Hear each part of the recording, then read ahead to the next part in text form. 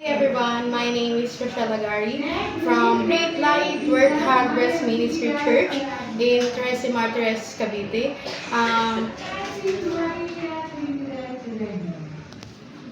Yung edad ko po, nung na-receive ko po yung gift box from OCC, I remember po I'm 16,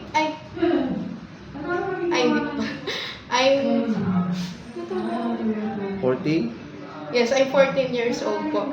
And nung na-receive ko po yun, syempre po, as a kid po, tuwang-tuwa po ako na nung sinabi po sa amin na kung ano po yung gusto naming ma-receive, hindi ko na po maalala kung ano po yung winish, kung ano po yung pinag-pray ko nun. Pero ang naalala ko lang po nung na-receive ko po yung gift box na yun is masaya po ako as a kid, syempre.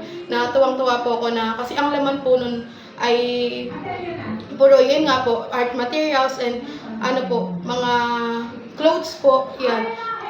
Tapos, syempre po, nung na-receive ko, nung ano naman po, during lesson naman po, is masasabi ko po talaga na nung bata po ako is nataniman na po talaga ako ng salita ng Lord. Kasi yun din po yung dahilan kung bakit din po ako nandito.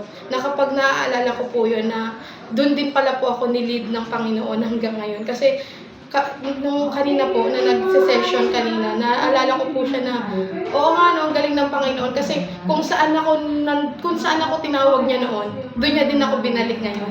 And thank you din po sa mga nasa likod ng ministry na to kasi yung effort po nila na ipag-pray yung mga bata is dun po talaga na-lead yung mga bata. And ngayon po na natataniman din sila.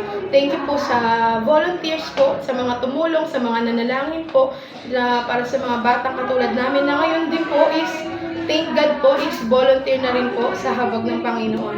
Yun lamang po. God bless po sa inyo.